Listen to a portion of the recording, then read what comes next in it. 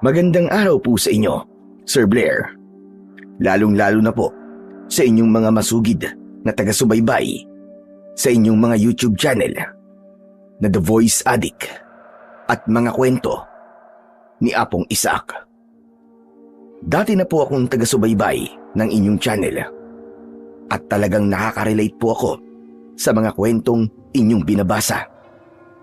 Sumulat po ako sa inyo para ibahagi ang naging karanasan ko sa buhay. Ikikwento ko din po yung nakakatakot kong encounter sa isang aswang. Totoo talaga sila. Hindi sila katang-isip. Ang encounter ko na yon ang nagmulat sa akin sa iba't ibang kababalagan na nangyayari pala sa totoong buhay. Sinubukan ng nilalang na to ang katatagan ko bilang isang tao. Ang aswang na ito ay hindi lang basta isang aswang. Isa din siyang malupit na mangkukulam. Sisimulan ko na po. Pero bago ang lahat, magpapakilala muna ako. Ako po si Rafael, isang dating OFW. At ito ang aking kwento. Hating gabi sa Riyadh, pero dilat na dilat pa rin ang mga mata ko habang nakahiga sa manipis na pom. Katatapos lang ng overtime shift ko sa isang construction site. Kinuha ko ang cellphone ko para sana i-video call ang partner kong si Delia. Pero biglang nag-ring ito.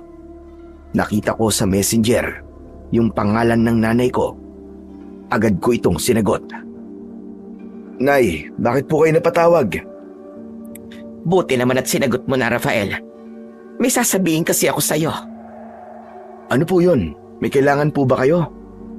Anak, pasensya ka na ha. Pero hindi na kasi ako makatiis. Kailangan mo nang malaman ang mga ginagawa ni Delia dito, anak. Nay, ano na naman ba to? Makinig ka sa akin. Niloloko ka ni Delia. Kanina galing ako sa bahay niyo. May kinakasama na pala siyang ibang lalaki. Nay, pwede bang tigilan niyo na si Delia? Di ba pinag-usapan na natin to noong nakaraang linggo lang? Huwag niyo namang siraan ang asawa ko. Asawa? Hindi mo asawa ang babae na yon. Bakit kasal ba kayo? May anak ba kayo? Wala naman, di ba? Tigilan mo na ang pagpapadala ng pera sa kanya. Sayang lang. Napapikit ako at napahilot sa akin sentido. Medyo naramdaman ko kasing sumakit yun dahil sa pagtitimpi ko sa ugali ng nanay ko. Naiinis ako dahil nagsisimula na naman siya sa paninira niya sa aking live-in partner na si Delia. Halos 2 taon na kaming nagsasama ni Delia bago pa ako nakapagtrabaho dito sa Riyadh. At sa halos 5 taon ko dito sa abroad, panay ang tawag niya at kung ano-anong paninira ang ginagawa. Anak, paniwalaan mo naman ako. Nagsasabi ako ng totoo. Nakita ko sila mismo, doon sa bahay mo. Lahat ng sinasabi ko sa iyo totoo, anak. Dahil yung mga kaibigan mo dito mismo ang magsasabi na may kinalolokohan na ngang iba ang Delia na yon. Kaibigan? Wala naman akong kaibigan dyan, Nay. Ang sabihin mo, sabi-sabi lang yan ng mga chismosang inggitera dyan sa baryo. Hindi chismis yun, anak. Maniwala ka. Nakita ko nga mismo. May lalaki siya, anak. Maniwala ka. Doon na nga daw sa bahay mo natutulog yung lalaki ngayon. Teka, may pruweba ba? May picture ba? Wala, anak. Wala naman pala eh. Paano niyo po mapapatunayang totoo lahat ng sinasabi niyo sa akin kung wala naman kayong ebidensya? Nanay mo ko, Rafael. Bakit kailangan ko pa ng ebidensya? Hindi ako magsisinungaling sa'yo. Nay, tama na. Inaantok na po ako. Gusto ko na pong matulog. Sige na po, papatayin ko na tong tawag niyo. Sandali lang naman, anak. Concern lang naman ako sa'yo eh. Gusto ko sanang tanungin sa'yo, anak, kung nagpapadala ka pa ba ng pambili ko ng gamot. Kasi ilang buwan na rin akong hindi binibigyan ng asawa mo. Paano yung maintenance ko, anak? Ilang buwan na akong di nakakainom. Wala pong binibigay sa inyo si Delia? Aba, parang imposible naman po yun, Nay. Buwan-buwan po ako nagpapadala sa kanya ng pera sa inyo. Sige, kakausapin ko na lang po siya mamaya. Anak, baka pwedeng sa akin mo na lang ipadala ng rekta ang pera. Sayang kasi, nilulustay lang ni Delia sa mga walang kwentang bagay. Doon na, nagsimulang kumulo ang dugo ko. Hindi dahil sa naniniwala ako sa kanya, kundi dahil pagod na ako sa paulit-ulit na pagsusumbong niya sa akin at sa paghahabi ng iba't ibang kasinungalingan sa asawa ko. Alam ko, tungkol lang ito sa pera. Madalas kasing sabihin sa akin ni Delia na palaging nanghihingi ng sobra sa kanya si nanay. Wala naman daw talaga siyang sakit na dapat alagaan ng gamot. Nay, tama na, Nay. Sobra na kayo. Pinagtataasan mo ba ako ng boses, anak? Ano to? Wala ka na rin bang respeto sa akin? Dahil sa babae na yan? Tumayo ako mula sa higaan at nagsimulang maglakad-lakad sa loob ng maliit naming kwarto kahit tulog na ang mga kasama ko. Respeto? Marunong akong rumispeto, Nay. Pero kayo, sobra na. Alam ko kung ano ang laro nyo eh. Kaya nyo lang naman sinisiraan si Delia kasi gusto nyo sa inyo ko lahat ipadala ang pera ko. Mukha kayong pera. Hindi nyo matanggap na may sarili ng pamilya ang anak mo. Bawiin mo yung sinabi mo. Hindi ako ganyan, Rafael. Bakit ko babawiin? Eh yun naman ang totoo, di ba? Mula na nag-abroad ako, wala na kayong ginawa kundi ang gawan ng kwento si Delia para mag-away kami. Kasi kapag nag-away kami, ina-assume nyo na ikaw na ang hawak sa ATM ko. Anak, hindi ganon. Wala akong pakialam sa pera mo. Oo, humihingi ako ng pera. Pero para lang naman sa gamot ko yun. Tumigil na po kayo, Nay. Alam ko yung mga pasikreto mong paghingi sa asawa ko ng dagdag na pera. Hindi ka makontento sa binibigay ko. At ang nakakalungkot pa, sa sugal mo lang ginagamit ang perang hinihingi mo kay Delia. Ano? Wala akong hinihinging pera sa kanya, anak. Nag-iimbento lang ang babaeng yun. Sinungaling siya. Hindi siya sinungaling, Nay. Kayo ang sinungaling. Makasarili ka, Nay. Sarili nyo lang ang iniisip nyo. Wala kayong pakialam kung mawasak nyo ang pamilya ko. Basta makuha nyo lang ang gusto nyong pera. Anak, pinalaki kita ng maayos. Huwag mo akong pagsalitaan ng ganyan. Huwag nyo akong matawag-tawag na anak. Simula ngayon, huwag nyo na akong ituring na anak. Wala na kayong karapatan na pakialaman ng buhay namin. Nasusuka na ako sa ginagawa nyo. Sobra ka na, Nay. Ako, sobra? Grabe ka naman. Wala akong ginagawang masama sa inyo. Lalo na sa iyo. Pero kung yan ang gusto mo, bahala ka. Wala na akong magagawa. Ito lang ang sasabihin ko sa iyo, Rafael. Magsisisi ka. Magsisisi ka! Hindi ako magsisisi. Alam kong tama ang desisyon kong piliin ng asawa ko. Pinindot ko ang end call sa messenger at ibinato ko ang cellphone. Wala akong magawa sa pagkakataong yun, kundi ang mapasabunot na lamang sa buhok ko. Nalulungkot ako ng sobra dahil kung kailan malapit na akong umuwi, ay saka naman mangyayari to. Sa loob ng 5 taon kong pagtatrabaho, akala ko maaayos ko ang pamilya ko at mabibigyan sila ng magandang buhay. Si Delia, si nanay at si tatay. Pero iba ang nangyari. Lalo kaming nagkagulo. Lumipas ang 2 linggo. Hindi ko kinausap ang nanay ko. Ilang beses din niyang sinubukan na tawagan ako. Pero tiniis kong hindi sagutin. Hindi ko siya pinapansin. Lalo na't ang buong atensyon ko ay nasa nalalapit kong pag-uwi. At sa mismong araw ng pagbiyahe ko pabalik sa Pilipinas. Walang nakakaalam maski sino sa kanila na uuwi na ako. Lalo na si Delia. May balak kasi akong sorpresahin siya. Bumili ako ng wedding ring. May balak na akong ayain siyang magpakasal.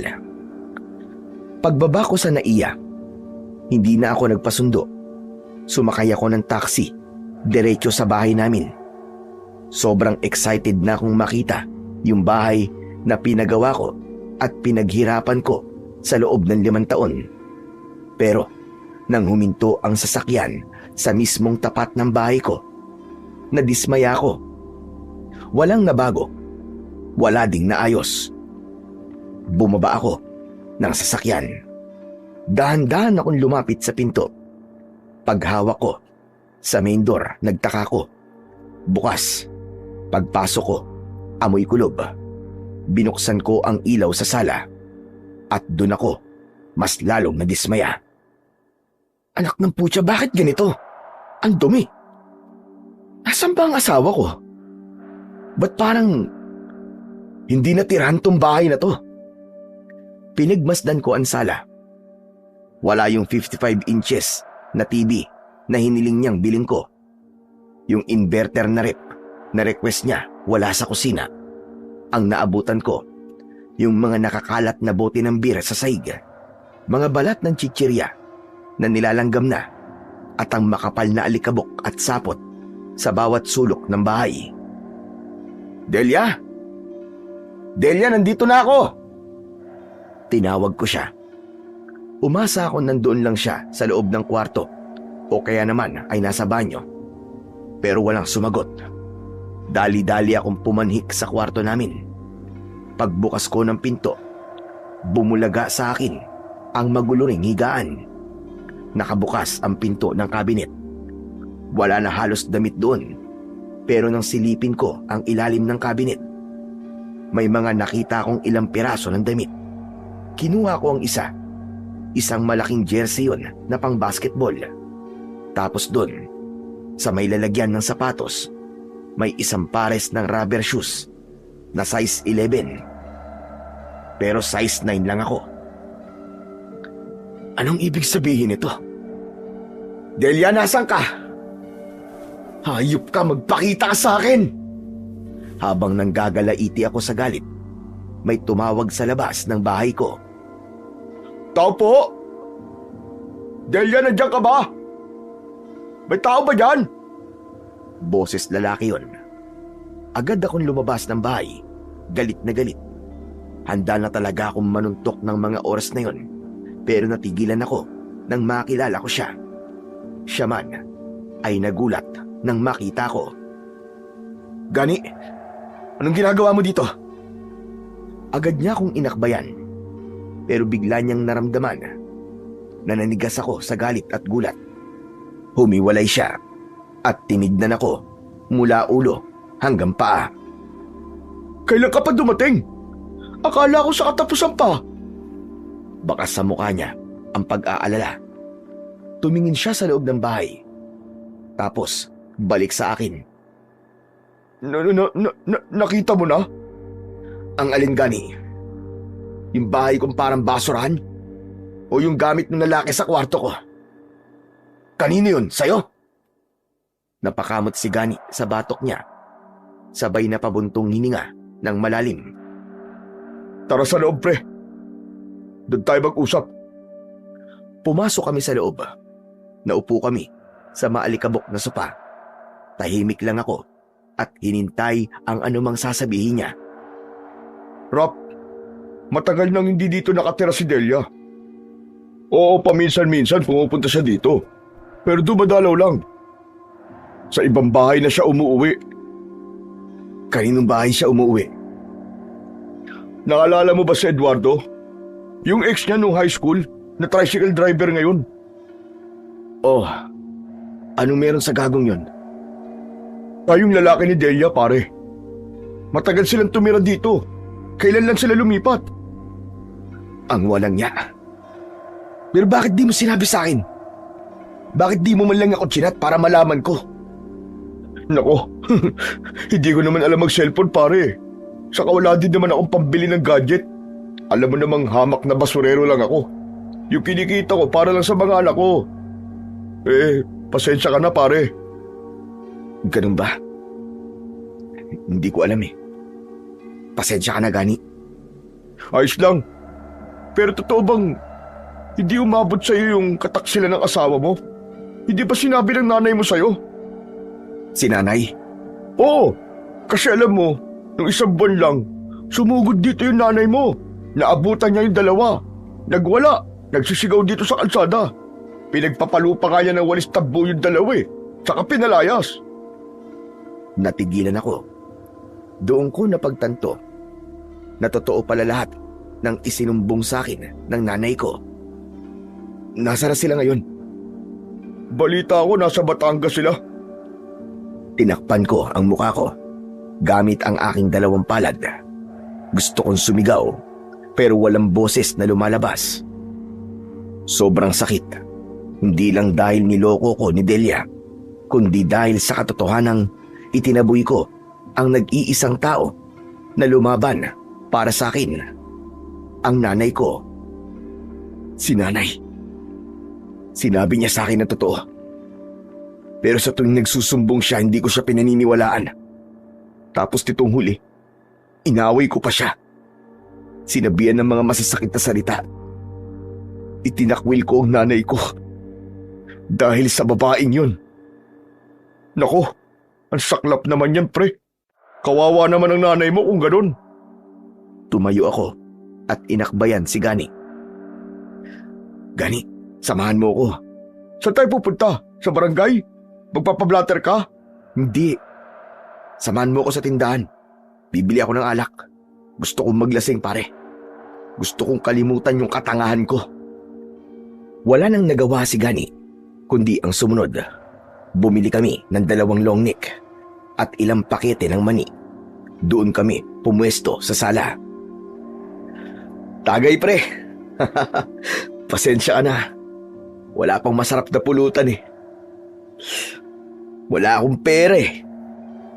Pinadala ko sa hayop na babaeng yon yung huling sahod ko. Sus, huwag mo nang isipin yun, ikaw naman oh. Sanay naman tayo sa ganito di ba? Naalala mo nung high school tayo?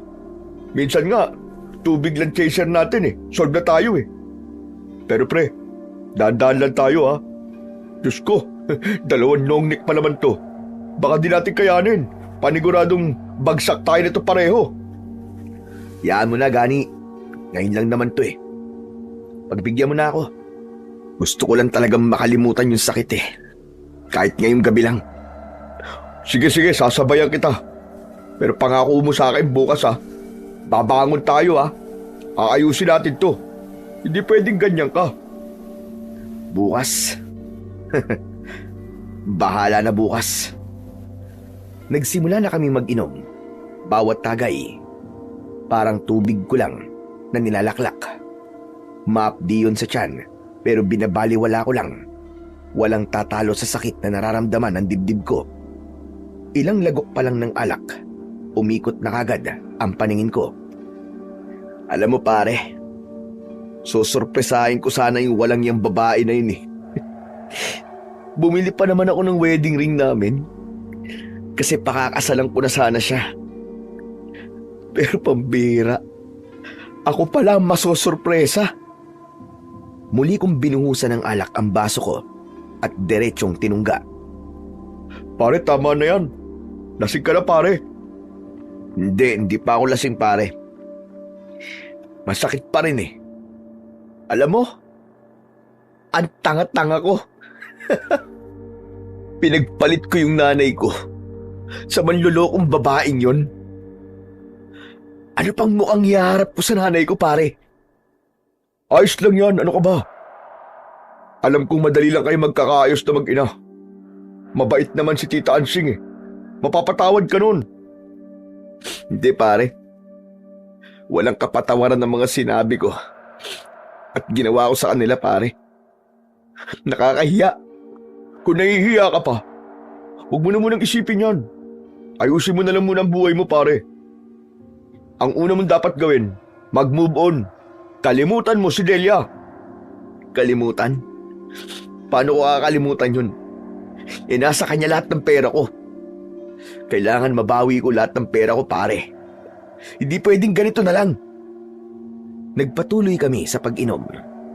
Nagpatuloy din ang kwentuhan. Hindi ko na binibilang ang tagay. Basta maubos ang laman ng baso na ilalagay ko ron. Mabilis na lumipas ang oras. Hindi ko na namalayan na nakatulog na pala si Gani. Samantalang ako, bagsak sa saig. Tumatawa tapos iiyak na para bantanga. Hindi ko alam kung gaano ako katagal sa posisyong yon at hindi ko na rin namalayan na nakatulog ako. Kinabukasan, nagising ako na sobrang sakit ng ulo ko. Tanghali na, nakaalis na si Gani. Nag-iwan siya ng sulat at pandesal sa lamesa pero hindi ko ginalaw. Tinignan ko ang paligid. Mas lalong gumulo dahil doon ay muli kong naalala si Delia. Kasabay nito ay bumalik na naman yung sakit. Doon na nagsimula ang sunod-sunod na araw ng pagkalugmok ko. Inubos ko ang natitira kong ipon sa alak. Araw-araw, gabi-gabi.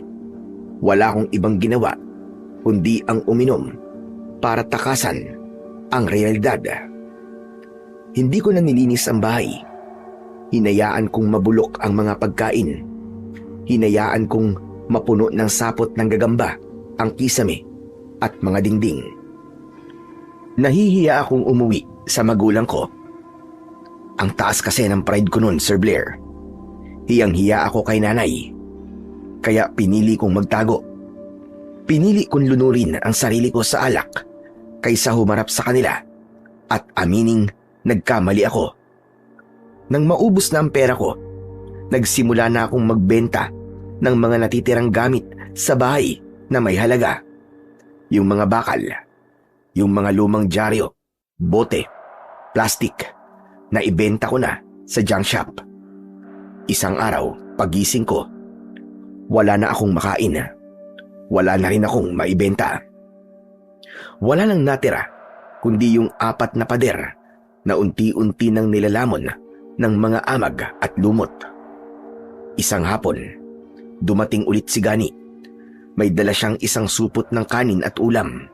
Nagulat siya nang makita ko. Ilang araw din kasi siyang hindi nabisita sa bahay ko. Pre, ano nangyari sa'yo? Para ka ng bangkay dyan sa itsura mo ah. Kumakain ka pa ba? Wala akong ganang kumain, pare. Naku naman, talagang pinababayaan mo na sarili mo ah. Halika, halika. Mabuti pa'y kumain ka, pare. Ayoko. Bigyan mo na lang ako kahit isang bote ng gin, pare. Alak na naman. Ano na bang balak mo sa buhay mo ah? Wala. Hinihintay ko na lang na kunin ako ni Lord o kaya ni Satanas. Depende kung sino sa kanilang mauna. Tarantado, huwag kang ganyan. Alam mo, mabuti pa eh. Ibenta mo na tong bahay mo para makalimutan mo na si Delia. Tapos umuwi ka sa inyo. Ayusin mo na yung gulo niyo ni Tia Ansing. Doon ka na lang sa probinsya. Ako, uuwi. Para ano? Para makita nilang talunan ako. Kung mahalaga pa ako sa kanila, bakit ni minsan, hindi man lang nila ako sinilip dito? Si tatay, si nanay, pati yung kapatid ko. Wala. Nakalimutan na nila ako. Kasi wala na akong pera. Ganun naman talaga ang pamilya, di ba? Kapag wala ka ng pakinabang, basura ka. Hindi totoo yan, pare. Pamilya mo yun eh. Hindi sila ganun. Tinitigan niya ako, tapos bigla siyang lumapit at hinawakan ang balikat ko. O sige, kung ayaw mo, ikaw ang bahala. Pero ayusin mo naman ang buhay mo, pare. Gusto mo, ipasok kita sa trabaho. Tamang-tama, naghahanap sila ng bagong basurero. Ano, gusto mo? Ako? Magiging kolektor ng basura? Anong tingin mo sa akin, desperado? Gani, kahit ganito ako, hindi ako bababa sa antas ng mga basurero. Wag na lang. Mas gugustuhin ko pang mamatay sa gutom kaysa humawak ng basura ng ibang tao. Natahimik si Gani. Kitang-kita ko sa mukha niya ang pagkadismaya. Dahan-dahan niyang binitiwan ang balikat ko at saka paatras na lumayo. Sige, sabi mo eh. Una na ako. Iniwan niya ako. Sa pagkakataong yon, wala akong pakialam kung ano ang nararamdaman niya. Kung nasaktan ba siya o kung napikon man siya sa sinabi ko. Pero bago siya umalis, iniwan niya yung pagkain na may kasamang pera. Agad akong lumabas para muling bumili ng alak. Uminom ulit ako hanggang hindi ko na naman namalayan ang pagdilim. Tumayo ako at naglakad ng pasuray-suray. Hinanap ko ang switch ng ilaw. Pero nung sinindihan ko na, ayaw magsindi. Anak nang. Mukhang naputulan na yata ako ng kuryente ah. Hayop na yan. Lumapit ako sa may pinto at sumandal sa may hamba. At habang naroon ako, may iba akong naramdaman. Para bang may nakatingin sa akin. Kaya naman, iginala ko ang mga mata ko. At sa may poste ng ilaw, may nakita akong nakatayo doon. Hindi ko maaninag kung babae o lalaki. Nakasuot siya ng itim na damit. Tuwid na tuwid ang pagkakatayo at nakatingin ng diretso sa akin. Hindi din siya gumagalaw. Hoy, anong tinitingin-tingin mo? Hindi siya sumagot. Nanatili lang siyang nakatayo. Anak nang, sino ka ba ha? Magnanakaw ka ba? Minamanmanan mo ba ang bahay ko? Hoy, sinasabi ko sa'yo ha, wala ka nang makukuha dito. Hindi pa rin siya gumagalaw. Parang baliwala sa kanya ang mga sigaw ko. Napikon ako at paulit-ulit ko siyang pinagmumumura. Pero wala pa rin siyang pakialam. Kaya naman, pumasok ako sa loob ng bahay. Kinuha ko yung itak na nasa tabi ng lamesa kung saan ako umiinom. Mabilis akong lumabas. Ayaw mong umimik ha? Pues, tatapyasin ko yung bunganga mong hayop ka. Pasugod akong lumapit. Hawak ko ng maigpit ang itak. Nandidilim ang paningin ko nun at tila handang-handa akong pumatay. Pero nang ilang metro na lamang ang layo ko, bigla siyang gumalaw at sa isang iglap, nagbago ang kanyang anyo. Naging isang dambuhalang aso ang nilalang na yon. Mas malaki pa kesa sa baka. Nanlaki ang mga mata ko. Tumigil ako sa pagsugod. Ang aso ay kulay abo at walang balahibo. At yung mga mata niya, pulang-pula. Umungol ito ng malalim. At pagkatapos, tumalikod at mabilis na tumakbo palayo. Nabitiwan ko ang itak dahil sa labis na gulat. Anak ng putya! Ano yun? Bigla kong pinagpawisan ng malapot. Tapos yung ulo ko, para bang biglang lumaki. Nagsitayuan din ang aking mga balahibo sa katawan. Mabilis akong napaatras, pabalik sa bahay. Ilang minuto din akong natulala. Pero nang may masmasan, bigla akong tumawa. Tawa na parang baliw. Ay nako, Rafael. Lasing ka na nga. Marami ka nang nainom. Kung ano-ano na nakikita mo eh. Aso lang yun. Malaking aso lang. Isinarado ko na ang pinto. Pagkatapos naghanap ako ng kandila. Mabuti na lang at naalala kong may isang piraso dun sa may tokador. Sinindihan ko yun at ipinatong sa ibabaw ng lamisita, malapit sa may bintana. Muli kong nilaklak ang natitirang alak sa bote. Ipinagpatuloy ko ang pag-inom. Sa sobrang kalasingan, wala na akong pakialam sa paligid ko. Ni hindi ko napansin na humahalik na pala yung sindi ng kandila sa kurtina na nasa bintana. Hindi ko naisip ang panganib. Hindi ko naisip ang apoy. Hanggang sa unti-unti akong nakatulog. Hindi ko alam kung gaano ako katagal na nakatulog. Basta bigla na lang akong nagising dahil sa sobrang init. Hirap akong imulat ang mga mata ko dahil sa hapdi. Pero nang maimulat ko na, napansin ko ang malaking apoy na nasa harap ko. Sunog! Sunog! Diyos ko! May sunog! Sinubukan kong tumayo, pero bumagsak ako. Masyadong lango ng alak ang katawan ko, kaya yung tuhod ko mahina. Masyado nang makapal din ang itim na usok. Nahihirapan na akong huminga. Tulong! Tulong! Sinubukan kong sumigaw ng malakas, pero walang dumarating para iligtas ako. Wala akong nagawa, kundi ang sumandal na lang. Rafael! Pare! Rafael! Gani! Nandito ako, pare! Biglang bumukas ng malakas ang pinto. May pumasok sa gitna ng malakas na apoy. Si Gani, may telang nakataklob sa kanyang katawan. Mabilis niya akong nilapitan. Halika na, pare! Tumayo ka na dyan! Hindi ko kaya, pare. Hindi ko kaya lumakad. Pues, kumapit ka sa akin, pare! Dali, lalabas na tayo rito! Isinampay niya ang braso ko sa balikat niya. Kahit nahihirapan, pinilit ni Gani na makalabas kami. Muntik pa kaming mabagsakan ng nasusunog na kisame, pero mabilis siyang nakaiwas. Sobrang init, nararamdaman ko na yung hapdi sa dibdib ko, lalo na at parang may mga mumunting apoy na dumidikit dito. Nang makalabas kami, bumagsak kaming dalawa sa kalsada. Humiga ako sa lupa at huminga ng malalim. Gani, Ano? salamat Utang ko sa iyong buhay ko, pare. Kung di mo ako tinulungan, siguradong nalitsyon na ako dun sa loob ng bahay. Ano ba kasing nangyari, pare? Nagpapakamatay ka na ba? Hindi, pare. Hindi ko sinasadya. Nagsindi ako ng kandila kasi naputulan ako ng kuryente. Hindi ko alam na mangyayari to. Anak ng pambira naman, oh. Mabuti na lang pala at napadaan ako dito.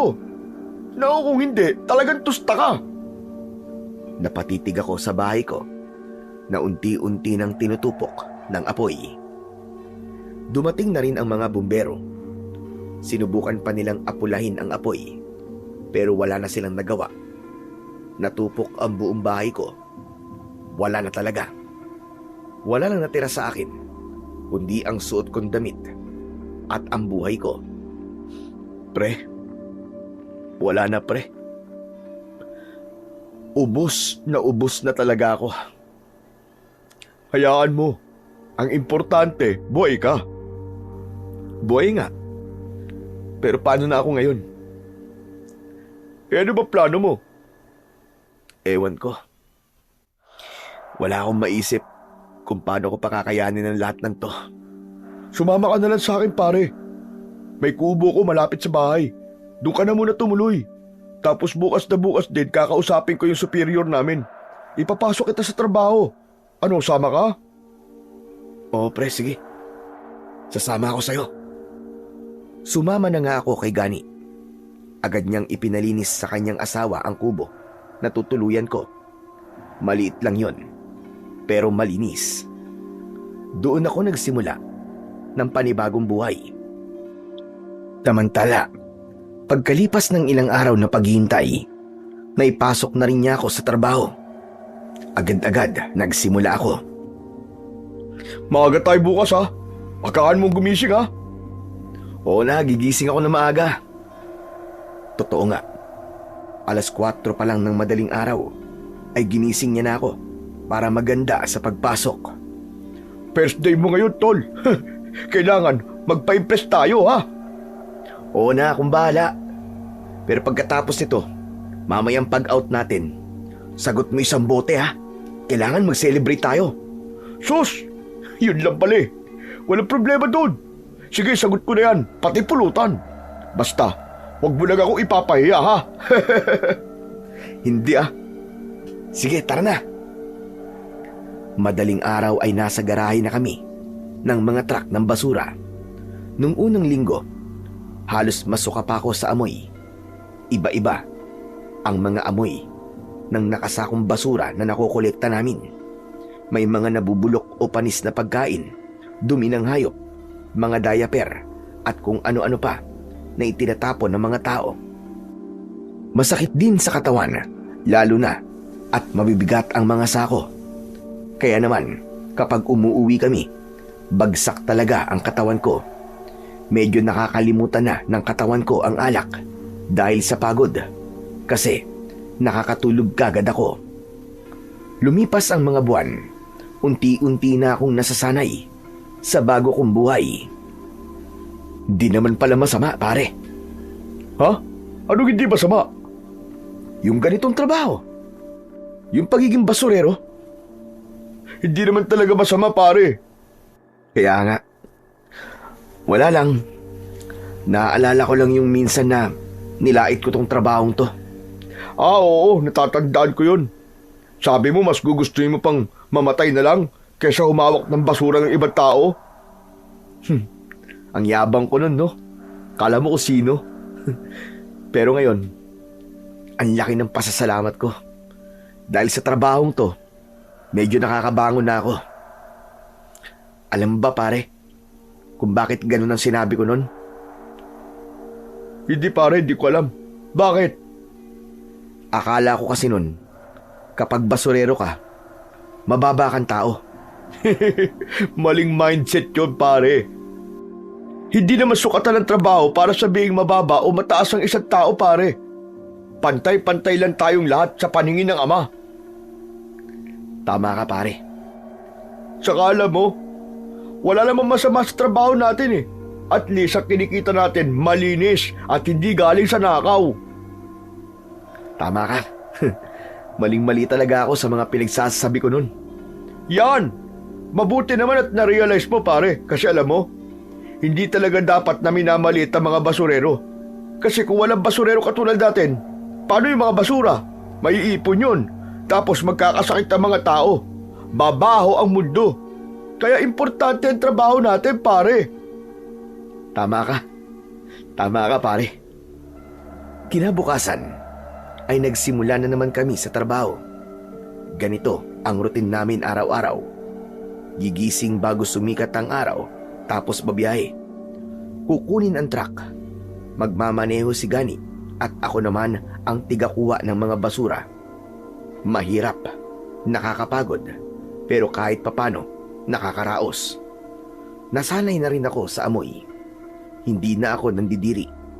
Para sa akin, yung amoy ng basura ay amoy na rin ng pagkakataong ibinigay sa akin para mabuhay ulit.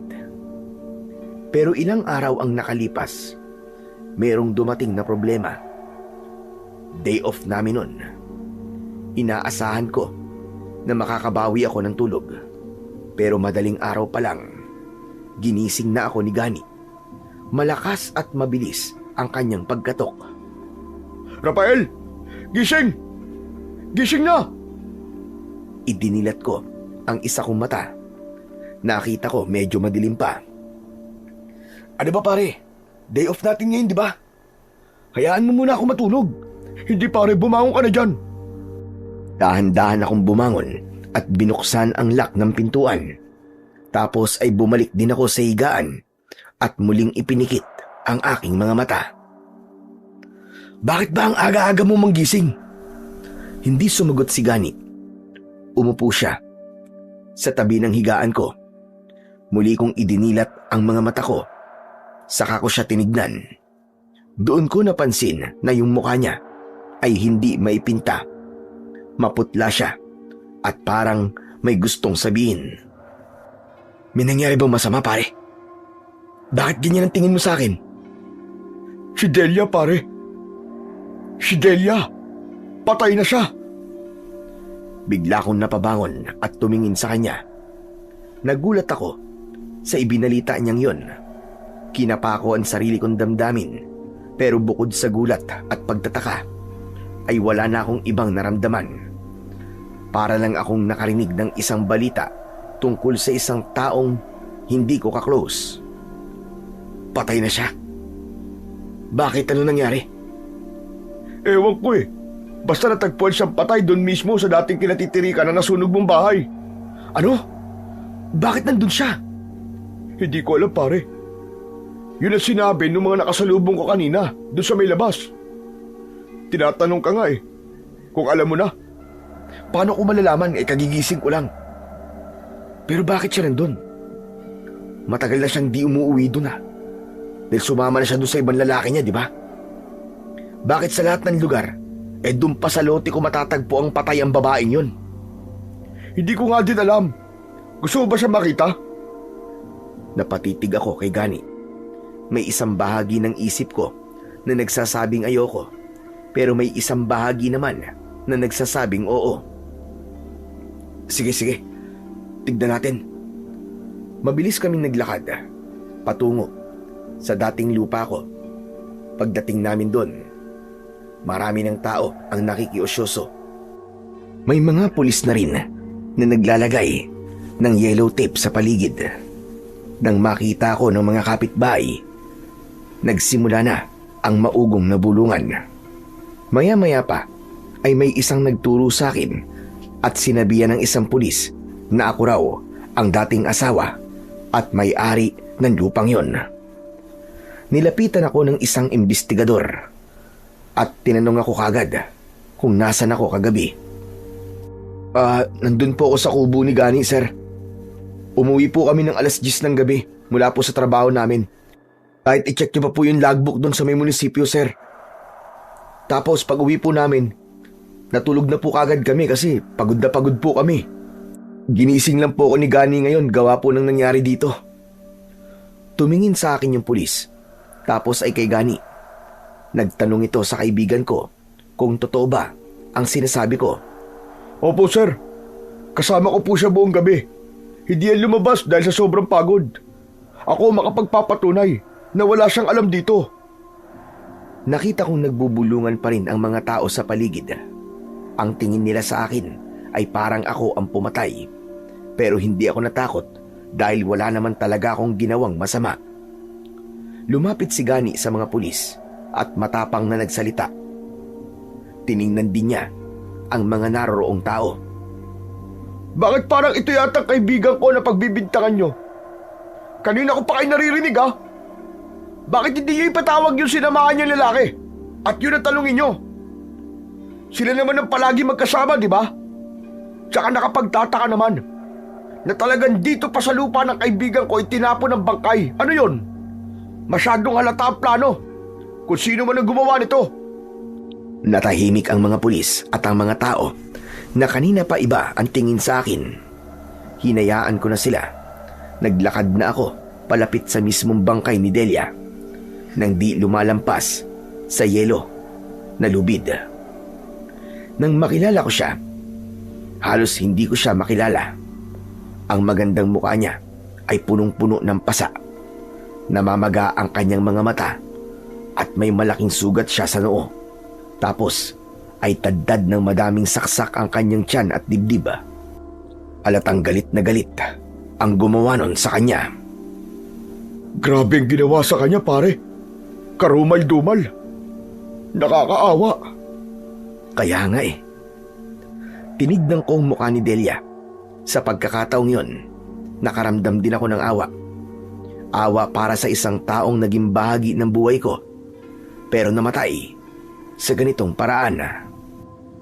Kung sana naging tapat lang siya sa akin, hindi niya sana dadanasin ng ganito. Hoy, ano ka ba? Huwag ka magsalita ng ganyan. Mamaya may makarinig sa'yo eh. Baka iba pa ang isipin nilang kahulugan yan. Pasensya ka na. Ang ibig ko lang naman sabihin ay... Oo, alam ko na. Huwag ka lang magpaliwanag sa akin. Pero pare, sa palagay mo, sino kaya may gawa niyan sa kanya? Naku pare, mahirap magbintang. Lalo na't matagal na kaming di nagkikita. Tapos di ko naman alam kung anong pinaggagawa niya. Sa bagay, pero alam mo, masama ang pakiramdam ko dito eh. Sa palagay ko, may gustong magdiin sa'yo. Mukhang pinatay siya sa ibang lugar. Tapos, dinala rito para isisi sa'yo ang lahat. Siguro nga. Pero naku naman. Hindi ko naman kayang gawin yan, pare. Kaya nga eh. Kawawa naman. Ilang sandali pa ay umalis na din kami sa lugar na yon. Habang naglalakad kami pabalik sa kubo, nakasalubong ko ang nagmamadaling tatay ng dati kong kinakasama. Medyo natigilan siya nang makita ko. Hindi ko alam kung ano ang magiging reaksyon ko nung sandaling yon. Pero pinili ko pa ring igalang at irespeto ang isang tao na minsan kong itinuring na pamilya. Lumapit ako sa kanya at kukunin sana ang kamay niya para magmano, pero bigla niyang pinalo ang kamay ko at mabilis na lumayo sa akin. Naiwan akong nakatayo, hawak ang sariling kamay. Mukhang may malaking problema ka, pare. Galit ang matanda. Baka ikaw ang sinisisi. Mukha nga, pero wag naman sana. Hayaan mo na siya. Tara na. Nagpatuloy na kami sa paglalakad pauwi. Samantala, lumipas ang ilang araw, ay muli na naman kaming bumalik sa routine. Gigising ng maaga, sasakay sa truck, maghahakot ng basura at uuwi ng pagod. Pero wala akong reklamo dahil sa totoo lang, nakatulong ang trabaho at sunod-sunod na overtime para makalimutan ko ang nangyari kay Delia. May mga naririnig kaming chismis minsan, pero hindi na lang namin yon pinapansin ni Gani. Walang nahuling sospek sa pagkamatay ni Delia. Yung kinakasama niya, hindi na rin nagpakita. Dahil doon, sa kanya napunta ang atensyon ng mga tao at ng mga investigador. Unti-unti, nalinis ang pangalan ko. Nagpasalamat talaga ako sa Diyos dahil nalampasan ko ang pagsubok na yon. Pero akala ko lang pala yon. Nagkamali ako. Isang araw, nagkaroon kami ulit ng overtime. Tambak ang basura dahil kakatapos lang ng piyesta sa kabilang barangay. Inabot kami ng halos madaling araw sa kalsada. Pagod na pagod kami. Si Gani ang nagmamaneo habang ako naman ang nakaupo sa passenger seat. Nakatunganga sa labas at hinihintay na makarating kami sa gate. Pero habang nasa biyahe, bigla akong napatingin sa side mirror at may napansin akong kakaiba sa dilim. Pare, bilisan mo nga ng konti. Ha? Bakit? Malapit naman na tayo ah. Relax lang siyang kumambyo. Tumingin ako ulit sa side mirror. Sa liwanag na galing sa brake lights ng truck, naaninag ko ang isang malaking aso. Mabilis itong tumatakbo na para bang hinahabol kami. At habang palapit ito ng palapit, palaki naman ito ng palaki. Gani, seryoso ko, bilisan mo. May humahabol sa atin. Sumilip si Gani sa side mirror. Kumunot ang noo niya. Teka, pambira. Aso lang yan. Hayaan mo na yan. Mapapagod din yan. Anong aso lang? Hindi mo ba nakikita ang bilis niyang tumakbo sa laki-laki niya? Hindi aso yan. Dahil sa sinabi ko, muling tumingin si Gani sa salamin.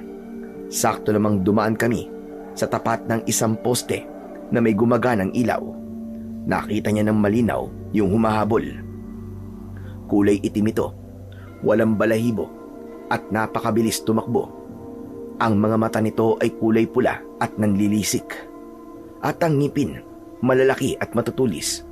Tumutulo din ang laway sa kanyang bibig. Tama ka. Hindi ka aso yan. Aswang yan, pare. Diyos ko, hinahabol tayo ng aswang. Biglang diniinan ni Gani ang silinyador. Umugong ng malakas ang truck. Kumapit ka, pare. Isasagad ko ang bilis na sasakyan natin. Sa pagkakataong yon, biglang bumalik sa alaala ko yung gabi bago nasunog ang bahay ko. Yung nilalang na nasa tabi ng poste na naging malaking aso din. Iisa lang ang itsura nila. Pare, naaalala ko na. Nakatingin pa rin ako sa side mirror. Nakikita ko na halos abuti na ng nilalang na yon ang gulong namin sa likod. Ang alin, pare? Nakita ko na dati yan eh. Bago pa masunog ang bahay ko. Minamanmanan ako niyan. Siya yung pare. Talaga? Bakit ngayon mo lang sinabi yan? Ngayon lang nagpakita ulit eh. Akalain ko bang mga habol at mananakot ulit. Kung ganun, ikaw palang puntirya niyang hayop na yan. May mga nagawa ka ba kasalanan, pare? May mga naargabyado ka ba? Ano? Wala. Mabait akong tao, alam mo yan. Kung ganun, huwag ka nang dumaldal dyan. Mas mabuti pang magdasal na tayo na hindi niya tayo maabutan. Binilisan pa nilalo ni Gani ang pagpapatakbo. Umalog-alog ang buong truck. Delikado na yung pagpapatakbo niya. Masyado nang mabilis para sa isang lumang sasakyan. Pero alam naming pareho na mas delikado kung hihinto kami. Nasaan na? Nasaan na siya? Bigla ulit akong napatingin sa salamin nang mapansin ni Gani na nawawala yung humahabol. Tama siya. Wala na nga ang halimaw. Wala na pare. Nawala na. Diyos ko, salamat naman. Nilubayan na tayo. Kaya nga eh. Ay Diyos ko. Ano ba itong nangyayari na to? Huwag ka nang nervyusin, pare. Wala naman na eh. Walang yung aswang na yon. Muntik na akong atakihin sa puso ah. Akala ko mamamatay na tayo. Yun nga din ang akala ko pare. Pero buti na lang at magaling ka palang magmaneho. Aba syempre naman ano. Kailangan ko maging magaling. Hindi ako pwedeng umuwi ng bangkay sa bahay. Kawawa naman ang mga anak ko. Maliliit pa sila, pare. Kaya nga. Pero buti na lang talaga safe na tayo. Tara pare, uwi na tayo. Tumango si Gani. Medyo nakahinga na kami ng maluwag hanggang sa makarating kami sa may tulay. Sa ilalim nito ay isang malawak at malalim na ilog. Medyo kampante na kami ng mga oras na yon, pero bigla na lang may humarang sa harapan ng truck. Sa gulat at takot, napapreno si Gani ng sagad. Napasubsob ako sa harapan. Huminto ang truck, ilang pulgada lang ang layo sa muka ng aswang. Pre, ayos ka na ba? Nasaktan ka ba? Ayos lang ako pre, pero anong gagawin natin? Andyan na naman yung halimaw. Mukhang walang balak tumigil yung aswang na yan. Nanginginig na kaming pareho dahil sa takot. Nasa harapan pa rin namin ang halimaw. Galit na galit ito at dahan-dahang humakbang papalapit sa bumper ng truck. Atas tayo! Humawak ka, pare! Bago pa makakambyo si Gani, tumalon na ang aswang. Lumanding siya sa mismong hood nito at kitang-kita namin yung pangil niya sa harap. Tapos ay maras niyang kinalmot ang windshield. Papatayin tayo niyan pare! Papatayin tayo niyan! Hindi, pare! Huminaw ka! Walang mamamatay sa atin ngayong gabi! Sa takot at panik, muling pinaandar ni Gani ang truck. Imbis na umatras, bigla niyang naapakan ang gas. Umungol ang makina. Umusad ng mabilis ang truck. Sa bilis ng mga pangyayari, hindi na nakontrol ni Gani ang manibela. Bumangga kami ng malakas sa railing ng tulay. Tumama ang ulo niya sa manibela. Nakita kong dumugo agad ang noo niya at nawalan ng malay. Gani! Pare, gumising ka! Gani! Paray ang yugyug ko sa kanya, pero wala siyang reaksyon. Medyo nahihilo na din ako at nalilito sa mga oras na yon. Tapos bigla kong nakita na may basag na yung salamin sa harap namin. Nandoon pa rin ang halimaw, nakatingin sa akin. Maya-maya pa ay ipinasok niya yung isang kamay at inaabot ako. Hindi ko na alam ang gagawin ko. Nagpanik ako. Tumingin ako sa bintanang nasa tabi ko. Basag na din ito. Bahala na! Walang alinlangang binuksan ko. Ang gusto ko lang sana ay tumakbo palayo. Bigla kong tumalon. Akala ko, semento ang babagsakan ko. Pero dahil sa hilo, pagkalito at takot, Hindi ko napansin na nakabitin na pala kami sa gilid ng tulay. Pagtalon ko, diretso ako sa pagkahulog. Yun na ang huling naaalala ko bago ako nawalan ng malay. Nang magkaroon ako ng malay, ay naramdaman kong nanginginig ako sa sobrang lamig. Tapos ay masakit na masakit ang buong katawan ko. Pagmulat ko ng mga mata, isang aso ang agad kong nakita. Inaamoy-amoy nito ang leeg at mukha ko.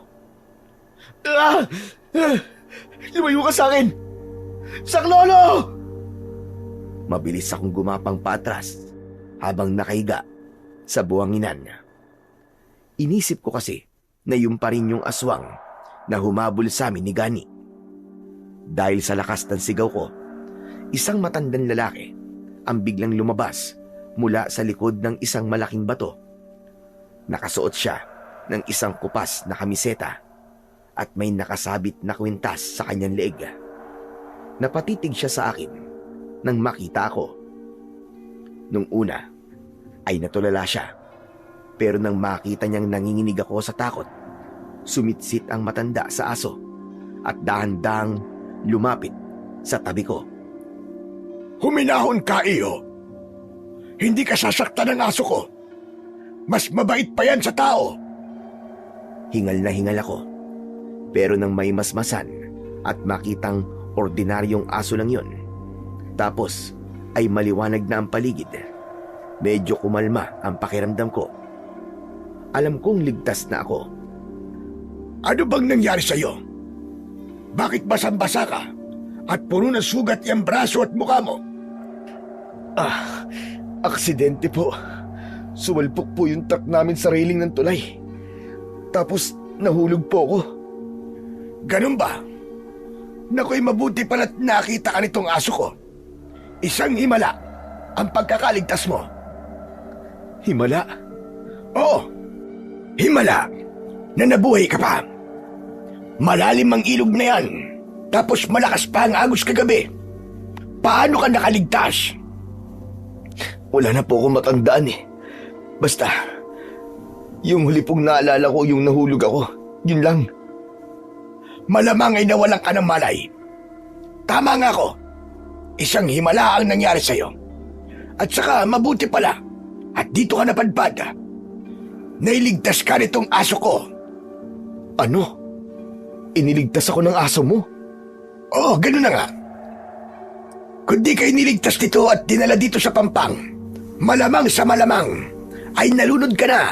O kaya ay naanod ka hanggang doon sa kabilang bayan. Natulala ako. Hindi ko magawang mapaniwalaan na isang aso ang magliligtas sa akin sa tiyak na kamatayan. Alam mo, iyo, itong aso ko kasi, hilig talaga niyang manguha ng kung ano-anong bagay na naaanod dito sa ilog. Ilang beses na rin itong nakakuha ng bangkay dyan. Yung mga nalulunod ba? Pero meron na rin siyang mga nailigtas na katulad mo.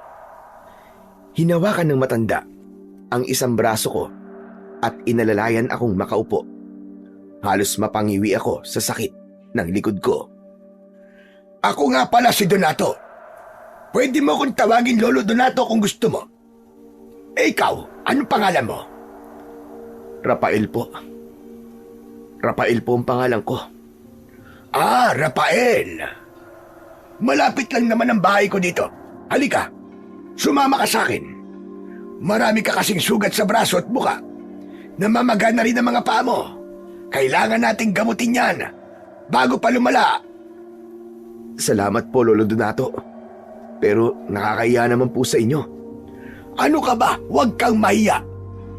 Isa kong albularyo dito sa lugar namin. Nanggagamot talaga ako ng mga may sakit.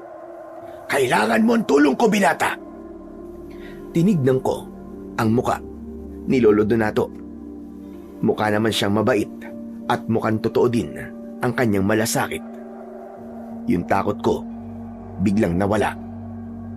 Sige po, kung ayos lang po sa inyo. Wala talagang problema. O sige, tumayo ka na. Aalalayan kita. Oo, dahan-dahan lang. Inalalayan niya akong tumayo. Maging sa aking paglalakad. Mabuti na lang at malapit lang ang kubong sinasabi niya. Naglakad kami hanggang sa tapat ng kanilang pinto. Pinagbuksan niya ako. Sige, pasok ka, pasok. Huwag ka mahiya. Sige po. Salamat po, Lolo Donato. Pumasok kami sa loob. Agad kong nakita ang altar na nasa bungad ng sala.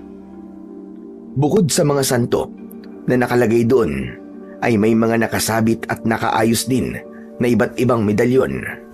Iba-iba ang hugis at laki nito. Tapos, nabaling ang paningin ko sa isang estante. Puno ito ng mga bote na may lamang iba't ibang likido. Yung iba, may lamang ugat o dahon ng mga halaman. Amoy insenso din ang lugar. Di nga may pagkakailang bahay ngayon ng isang albularyo. Iyo, hubarin mo na muna yung basang damit mo. Baka lagdatin ka kapag natuyuan ka ng tubig. Inalis ko ang basang t-shirt ko. Doon lumabas ang mas maraming pasa at sugat sa aking likod at dibdib. May mga nakabaon pang mga bubog sa mga ito. Marahil ay hindi napansin kanina na tinamaan pala ko ng mga nabasag na salamin. Samantala, habang sinusuri ako ni Lolo Donato, nakita kong bigla siyang natigilan. Nakatitig lang siya sa itaas ng dibdib ko. Marahil ay nakita niya yung malaking peklat na nakuha ko mula sa nasunog kong bahay. Lolo Donato, may problema po ba? Malala po ba mga sugat ko? Hindi naman iyo. Pero, kailangan lang na matanggal yung mga bubog na nakabaon. Saka, nagulat ako dyan sa peklat mo. Na paano ba yan?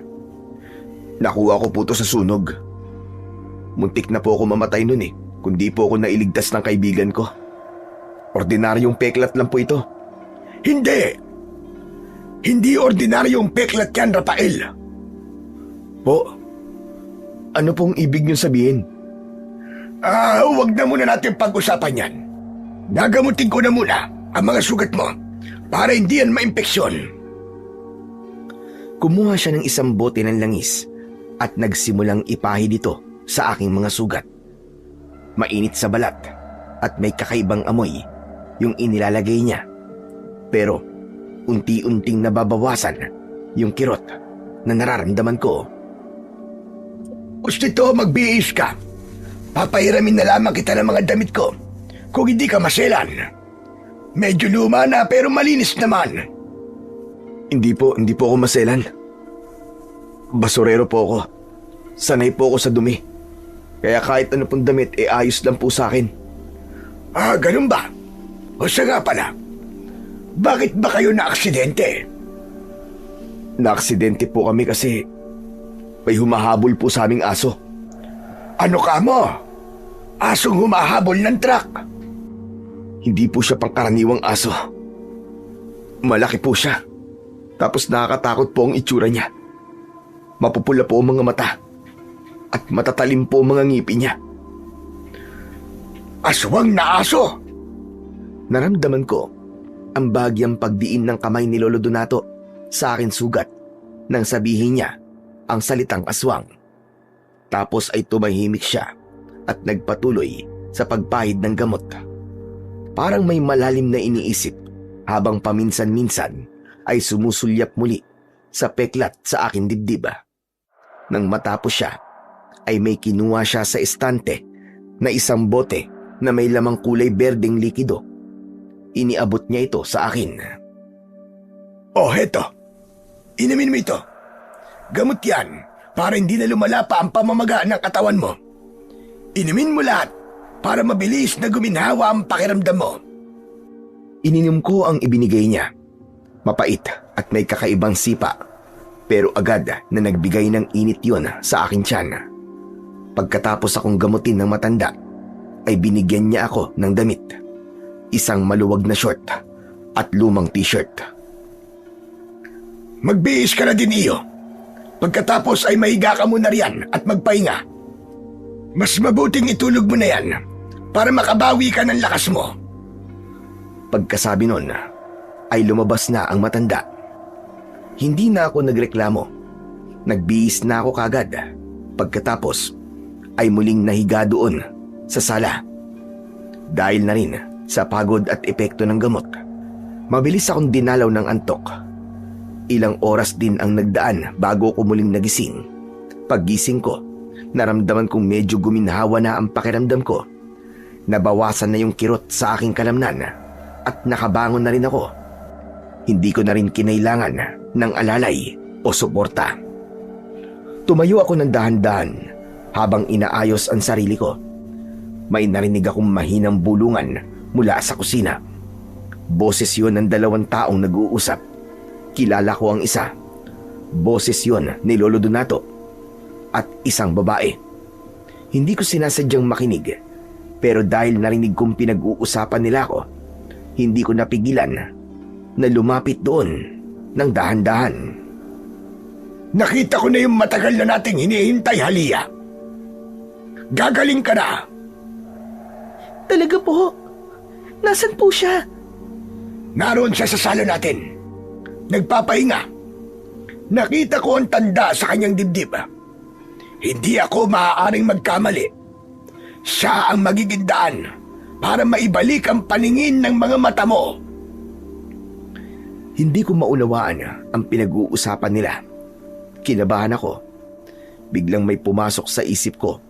Yung kwentong kulto o kaya naman ay baka may ibang balak sa akin ng matanda. Dahil sa kaba at takot, dahan-dahan ako napatras. Tatakas na sana ako, pero bigla na lang may tumahol sa tabi ko.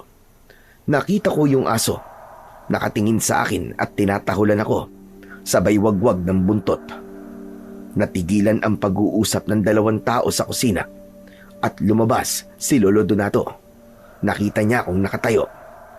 Aba, gising ka na pala, iyo. Halika dito sa kusina. Ipapakilala ko sa iyo ang aking apo. Hindi ko na naituloy ang iniisip ko na pagtakas. Sumunod ako sa matanda. At doon ko nakita yung sinasabi niyang apo.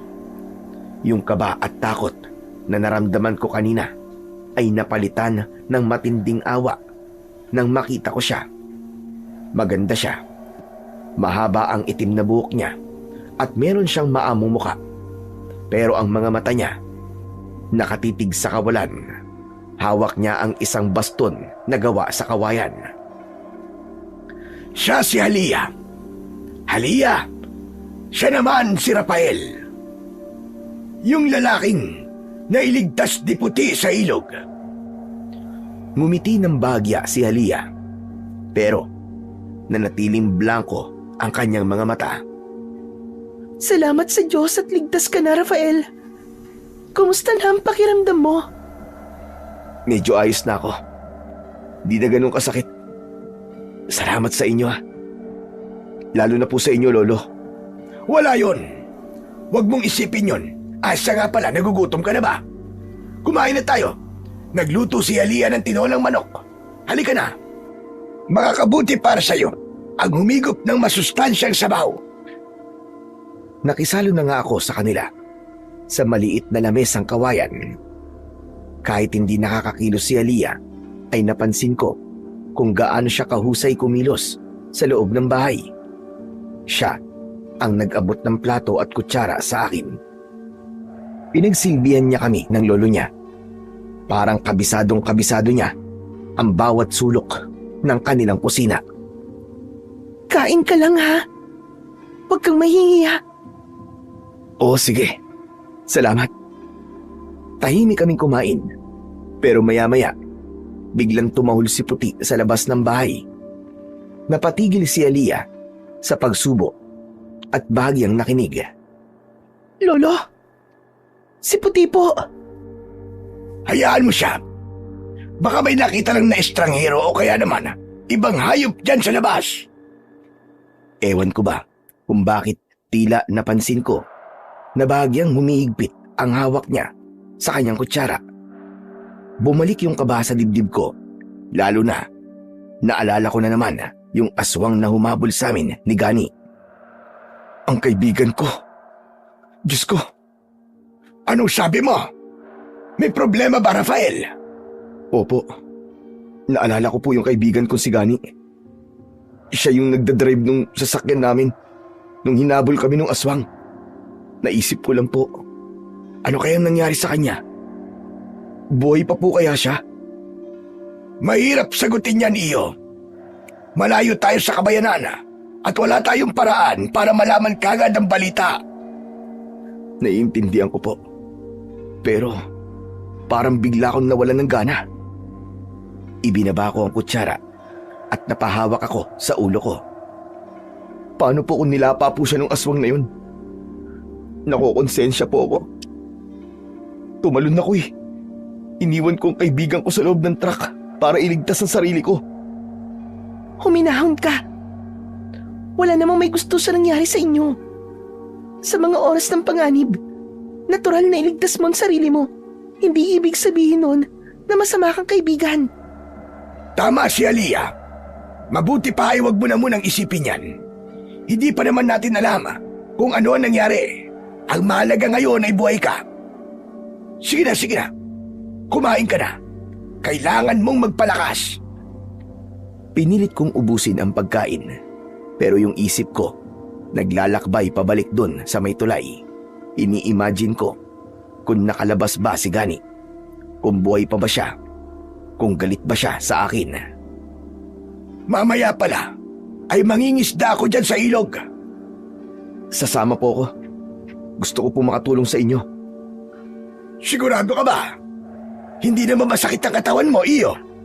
Baka hindi mo kayanin ang lamig ng tubig. Kaya ko na po. Nako, huwag kang sinungaling. Kung gusto mo talagang sumama, papayagan naman kita. Pero wag ngayon. Magpalakas ka na muna para mahuli mo yung isda na kailangan mong mahuli. Ano po? Ano pong isda yun?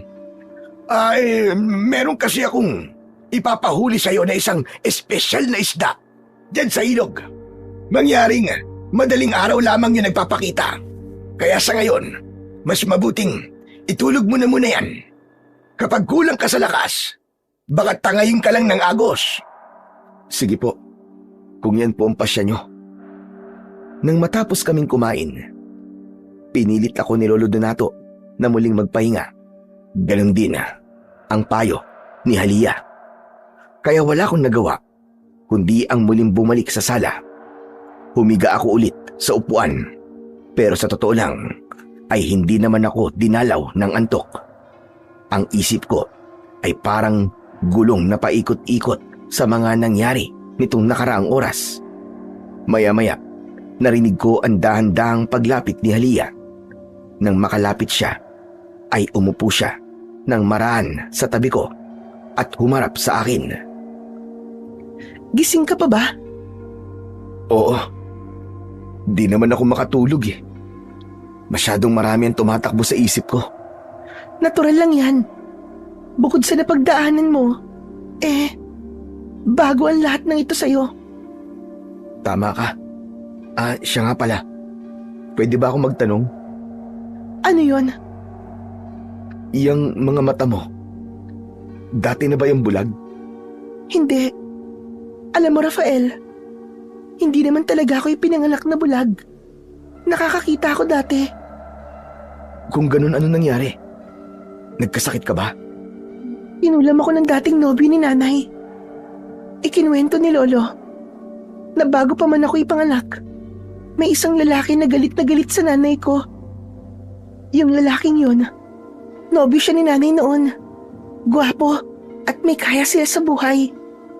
Pero mas pinili ni nanay ang tatay ko na isang pangkaraniwang magsasaka lang at simple lang ang buhay. Ano namang kinalaman nun sa'yo? Hindi matanggap ng lalaki na tinalo siya ng isang taong tingin niya ay mas mababa sa kanya. Sa sobrang inggit at galit, gumamit siya ng isang itim na mahika. Isinumpa niya ang nanay ko. Sabi niya, sa oras na magkaroon siya ng anak at oras na magdalaga ito, unti-unting mawawalan ng paningin ng batang yon hanggang sa tuluyang mabulag. Nagawa niya yon? Ang lupit naman niya. Inosente ka, bakit kanya dinamay? Ewan ko. Ako napagtripan niyang parusahan eh. Napatitig ako sa kanya. Doon ko naunawaan kung bakit parang hindi siya nahihirapan sa loob ng kubo. Memoryado niya ang lahat mula noong bata pa siya. Nakaramdam ako ng matinding awa, pero higit doon, nakaramdam ako ng pagkabilib sa katatagan niya. Wala na bang paraan para maibalik ang paningin mo? Di ba, albularyo si Lolo Donato? Hindi kaya kayang pagalingin? Napakalakas ng sumpang ibinigay sa akin ng lalaking yon, Rafael. Kaya heto, hanggang ngayon, nananatili pa rin akong bulag. Pero sabi ni Lolo, may pag-asa pa raw ako makakita. Mangyayari lang daw yon kung darating ang taong may tanda ng isda sa kanyang dibdib. Ang tanging taong may kakayahang kumuha ng lunas. Siya lang kasi ang pwedeng humuli sa espesyal na isda kung saan manggagaling ang gamot para makakita ko. At ikaw ang taong yun, Rafael. Ikaw ang matagal na naming hinihintay. Ano? Ako? Dahil ba to sa peklat ko sa dibdib? Sigurado ba kayo na yun nga ang tanda? Nakuha ko lang naman to sa sunog eh. Saka isa lang akong basurero. Wala akong alam sa mga ganyan. Lalo na sa panggagamot. Wala ka nga sigurong alam. Pero ikaw daw talaga yun eh. Tadhana ang nagdala sa'yo dito, Rafael. Ikaw ang tanging pag-asa ko para muling makakita. Napaisip ako bigla sa sinabi niya. Sa isang iglap, parang nagkaroon ng saysay ang pagkahulog ko sa ilog. Kung ang pagpunta ko rito ang magiging paraan para makakitang muli ang isang taong katulad ni Halia, gagawin ko ang lahat para makuha ang gamot. Sige Halia, tutulong ako. Kahit na anong isda pa yan, huhulihin ko yun para sa'yo. Salamat, Rafael. Salamat. Nagpatuloy pa ang kwentuhan namin, pero maya-maya ay nagpaalam na siya. Ako naman ay nakaramdam na uli ng antok, kaya muli akong nahiga at pumikit. Mabilis na lumipas ang oras. Nung gabi, naghanda na kami ni na Lolo Donato ng mga gagamitin sa pangingisda para sa madaling araw.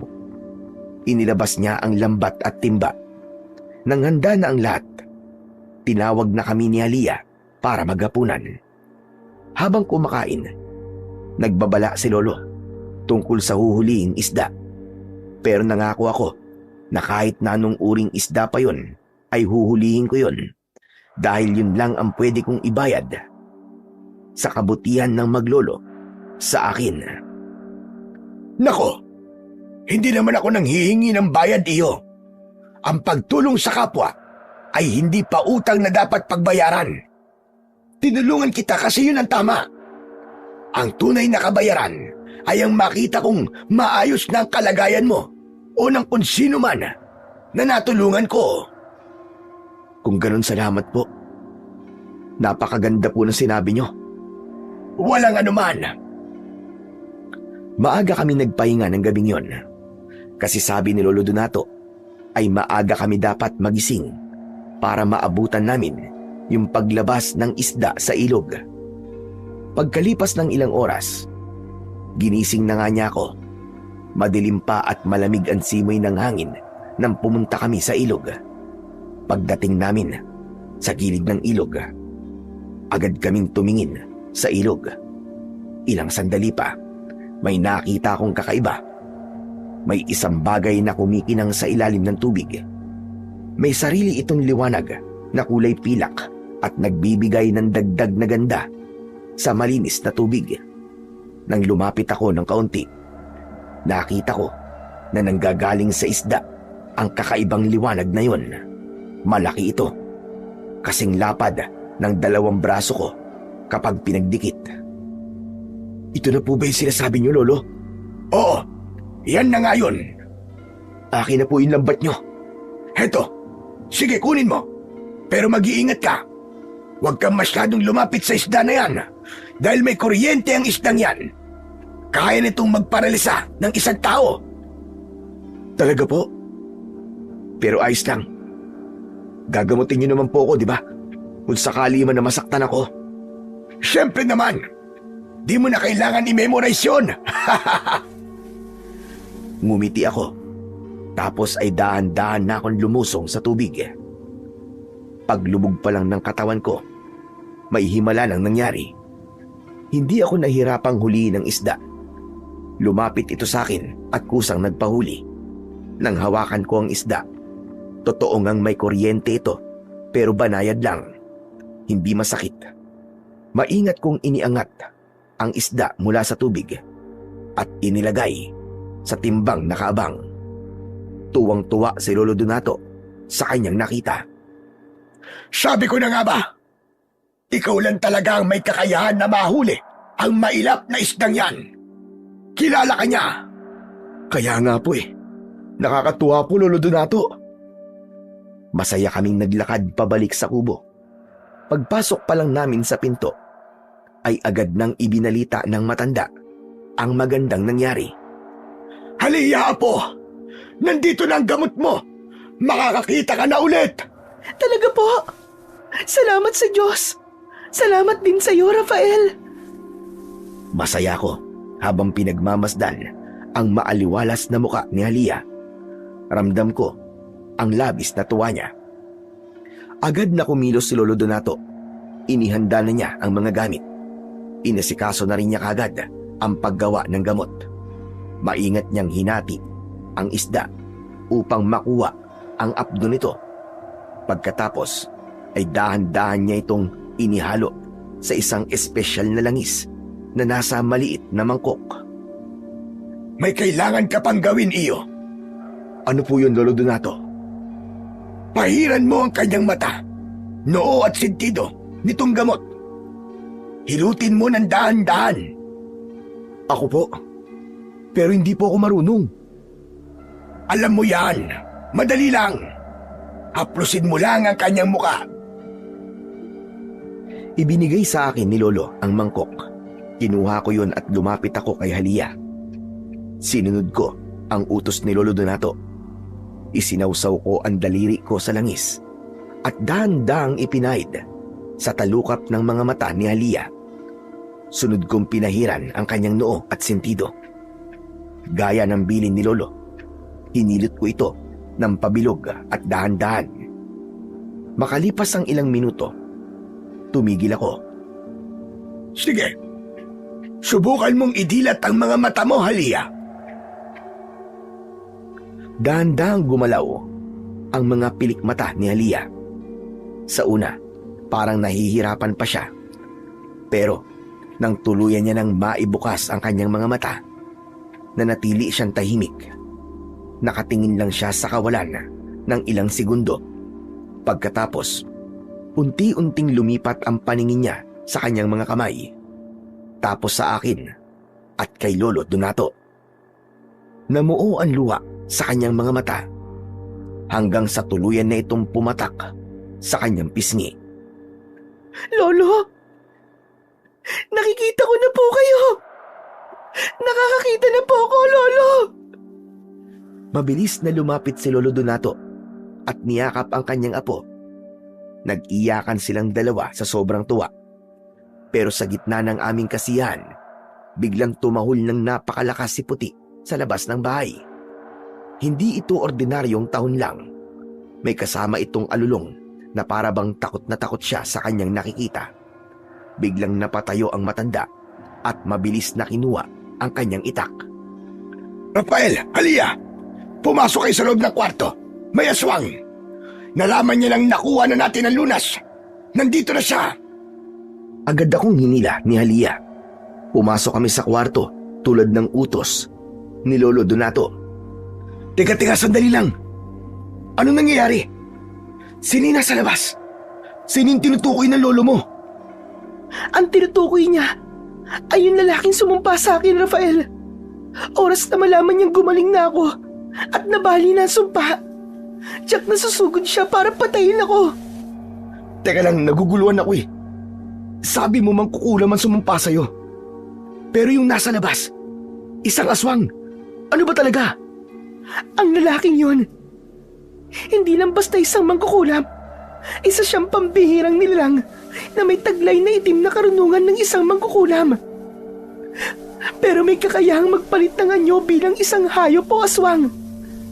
Kaya niya magbigay ng sumpa, pero kaya din niyang pumatay gamit ang kanyang kuko at matatalas na ngipin.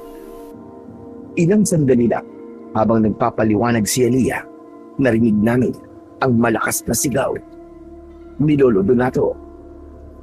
Magpakita kang hayop ka! Lumabas ka! Maglaban tayo para matapos na ang kasamaan mo! Magpakita ka! Tumingin ako kay Elia. Natitigilan siya at halata kong nag-aalala siya ng sobra sa kanyang lolo. Dito ka lang, Elia. Tutulungan ko ang lolo mo. Anong sabi mo? Makinig ka. Hindi ko pwedeng pabayaan si Lolo Donato sa labas ng mag-isa. Tutulungan ko siyang makipaglaban dun sa aswang na yun. Sige, mag-iingat ka, Rafael. Pero sandali lang. May ibibigay ako sa'yo, sandali. Hindi ka pwedeng lumabas nang wala kang sandata. Mabilis na may kinapa si Elia sa ilalim ng kanyang higaan. Inilabas niya ang isang bagay na nakabalot sa telang pula. Nang alisin niya ang balot, nakita ko ang isang punyal na gawa sa maitim na bakal. Ang hawakan nito ay gawa sa sungay ng usa at may nakaukit na kakaibang mga letra. Ito ang punyal. Nagawa sa bakal na tinamaan ng kidlat. Nakapaloob dyan ang mutya ng kidlat. Binasbasan ito ng mga ninuno ni Lolo. Kunin mo. At ito ang gamitin mo para patayin ang aswang na yan. Kinuha ko ang sandatang yon sa kamay ni Elia. Salamat, Elia. Salamat sa sandata na to. Naglakad na ako palapit sa pinto ng silid at mabilis na lumabas sa bakuran. Agad na bumungad sa akin ang napakalansa at mabahong amoy ng aswang. Nakita ko si Lolo Donato na nakatayo sa gitna habang nakataas ang kanyang itak. Bumibigkas siya ng isang orasyon at nang matapos ay agad niyang hinamon ang aswang. Lumabas ka, Malbar! Alam kong ikaw yan! Huwag kang magtago sa dilim! Huwag kang duwag! Napigilan ako ng pangalanan ni Lolo ang aswang na kalaban niya. May kilala akong Malbar, pero naisip ko na imposibleng yung aswang at Malbar na kilala ko ay iisa. Lumapit ako kay Lolo at pumesto sa likod niya. Rafael! Bakit ka lumabas dito? Tutulungan kita, Lolo Donato. Hindi kita pwedeng pabayaan na lumaban na mag-isa. Salamat! Pero hindi mo naman kailangan gawin to, iyo. Baka mapahamak ka. Hindi ka sanay makipaglaban sa mga aswang. Kaya ko po, Lolo. Huwag po kayo mag-alala sa akin. Pagkasabi ko noon, ay lumabas mula sa dilim ang isang nilalang na kilalang kilala ko. Anak ng pitong kalabaw! Yan po yung aswang na umabol sa amin ng kaibigan ko. Nasundan niya ako dito. Hindi, Rafael.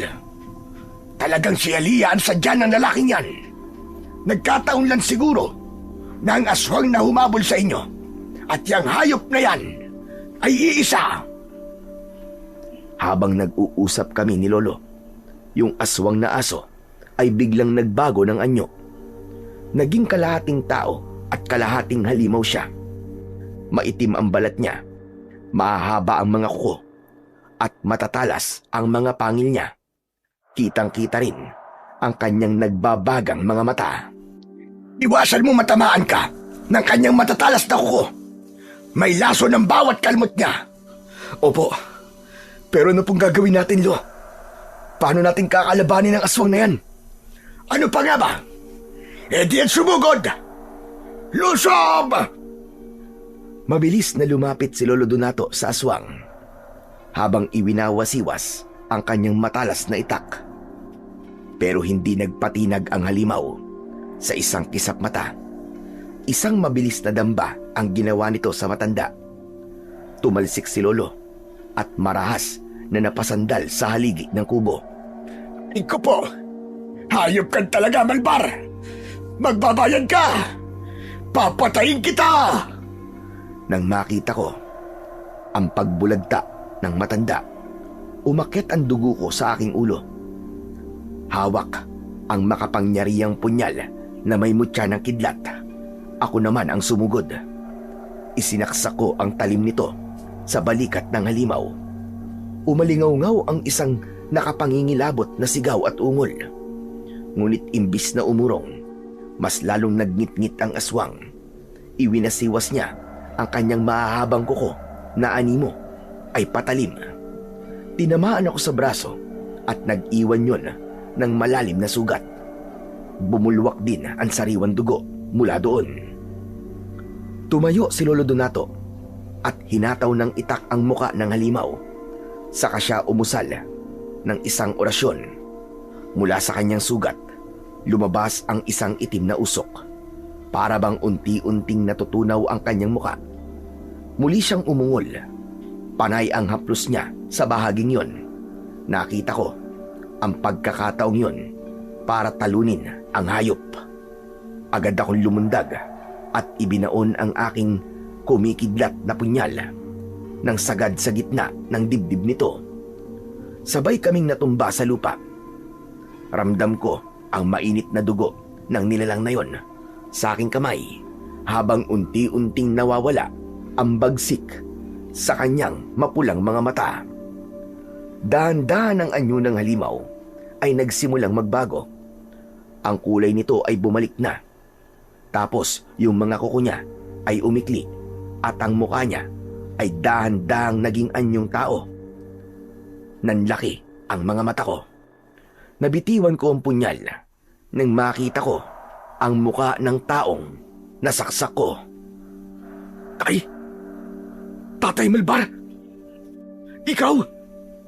Ang taong yun ay ang tatay ni Delia. Ang taong minsan kong itinuring na pamilya. Bakit? Ano nangyari sa'yo? Ngumiti ng mapait ang aswang at habang unti-unting nangihina, nabanggit niya ang pangalan ni Delia. Doon ko napagtanto na baka ako ang pinagbibintangan niya sa pagkamatay ni Delia, kaya minsan din niya akong tinarget para patayin. Wala po akong kinalaman sa pagkamatay ng anak nyo. Malinis ang konsensya ko. Wala nang rason para magsinungaling pa ako sa inyo. Patawad po kung nasaktan ko kayo. Hindi ko alam. Tumitig si Tatay Malbar sa akin. Wala na yung pula sa kanyang mga mata. Pero umiyak siya. Umungol din at parang may gustong sabihin. Pero hindi na siya makapagsalita dahil puro dugo na lang ang lumalabas sa kanyang bibig. Maya-maya pa ay dahan-dahang lumapit si Lolo Donato kay Tatay Malbar.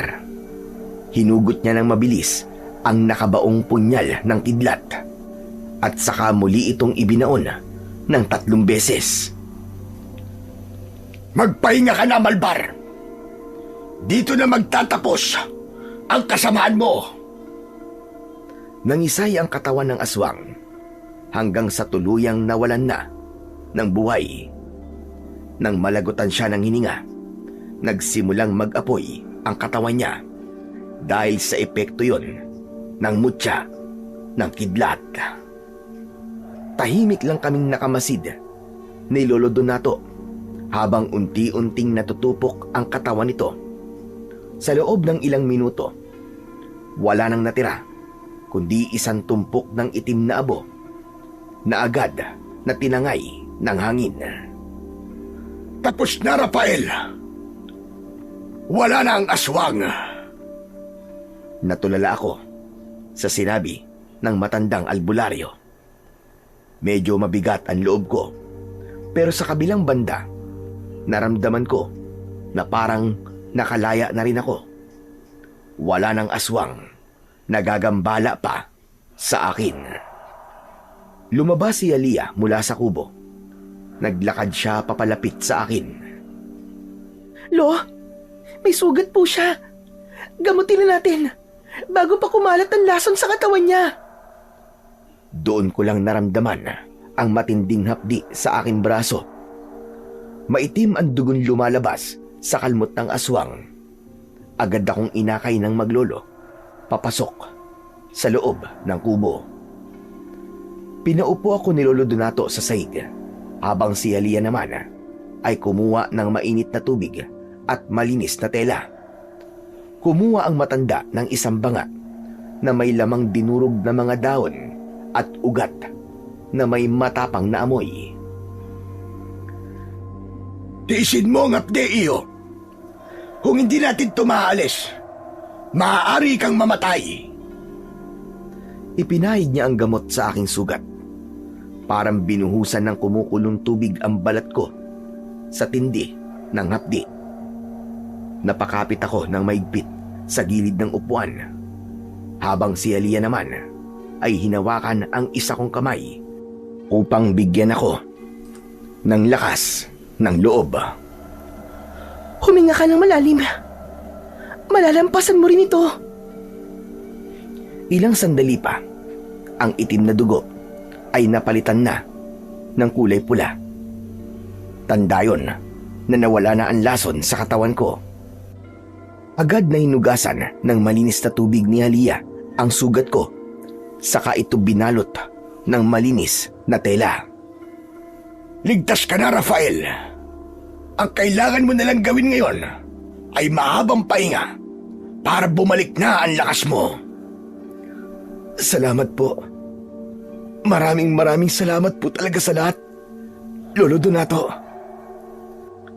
Samantala, halos 1 linggo ang hinintay ko bago muling gumaling ang aking mga sugat.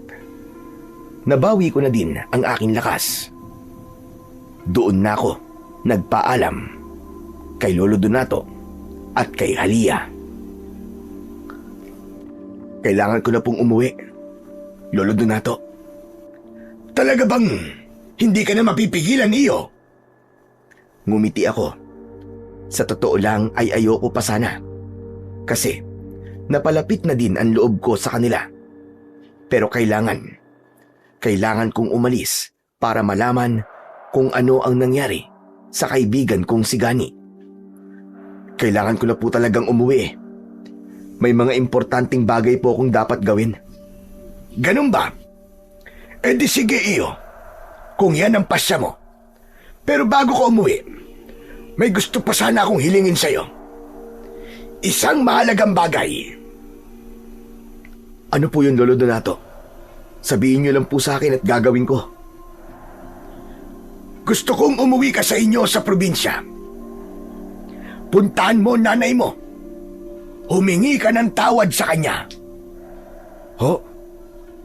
Teka, sandali. Paano niyo po nalaman ang tungkol sa amin ng nanay ko? Rafael. Isa akong albularyo. Pero hindi lang ako basta manggagamot. May kakayahan akong makita at maramdaman ang bigat na dala ng isang tao. Alam ko, nakita ko kung ano ang sitwasyon nyo. Pero Lolo Donato, galit po sa akin ng nanay ko eh. Mangyaring itinakwil ko po siya. Baka hindi niya ako mapatawad sa mga nagawa ko. Walang magulang na kayang tiisin ang kanyang anak. Sige na, umuwi ka na. At para masiguro na uuwi ka sa magulang mo, sasamahan ka ni Halia. Po? Sasama si Halia? Naku, Lo, nakakahiya naman po. Bakit, Rafael? Ikinahihiya mo ba ako? Ha? Hindi, no. Hindi ganun ang ibig ko sabihin, Halia. Eh ano? Nakakahiya kasi sa'yo eh. Malayo yun sa amin, Halia. Maaabala lang kita. Ano ka ba? Ayos lang sa akin yun. Sa ilang taon na naging bulag ako, gusto ko din makakita ng ibang lugar. Kaya hayaan mo na akong sumama sa'yo. Siguradong magiging masaya ako sa mga tanawin na makikita ko. Wala na akong nagawa kundi ang pumayag. Matapos ang ilang paghahanda, nagpaalam na kami ng maayos kay Lolo. Bumiyahe na kami hanggang sa narating namin ang aming munting baryo sa probinsya. Nang makarating ako sa bahay, agad kong nakita si Nanay. Nakaupo siya sa upuan na nasa ilalim ng punong mangga. Doon ko nakita ang tunay niyang kalagayan. Bulag na si Nanay Ansing. Sige na. Lapitan mo na ang nanay mo. Dahan-dahan akong humakbang. Narinig ni Nanay ang kaluskos ng mga yabag ko. Sino yan? Sinong nariyan? Nay? Nay, ako to si Rafael. Rafael, anak? Rafael? Ikaw ba talaga yan, anak? Mabilis akong lumapit at lumuhod sa harap niya. Nay! Nay, patawarin niyo ako, Nay! Patawarin niyo po ako kung naging masama akong anak. Patawad po kung ngayon lang ako bumalik. Anak Rafael, wala na yon. Matagal na kitang pinatawad. Mabuti tumuwi ka na. Pasensya ka na rin. Hindi na kami nakapunta sa inyo nung dumating ka. Kasi inatake ako. At itong mga mata ko ang naapektuhan. Niyakap ko si Nanay at umiyak ako ng umiyak. Lumapit si Aliyah sa amin at may inabot sa aking maliit na bote na may lamang langis. Kaya ako'y pinasama ni Lolo ay dahil dito. Ano yan, Aliyah? Yan yung tira sa gamot na ginamit mo sa akin. Sabi ni Lolo bago tayo umalis, gamitin mo raw to sa nanay mo. Baka sakaling makatulong para makakita siya muli. Ha? Alam din ni Lolo mo ang kalagayan ng nanay ko? Oo. Ano ka ba? Huwag ka nga magtaka kay Lolo. Matanda na yon, pero maraming alam. Maski hindi ka magsalita. Kinuha ko ang gamot at sinimulang gamutin si Nanay. Maingat kong ipinahay dito sa kanyang mata, sa noo at sa sentido. Hinilit ko ng dahan-dahan habang nagdarasal na sana ay gumana rin ito sa kanya. Para na rin akong isang albularyo ng mga sandaling yon. O baka nga, isang tunay ng albularyo.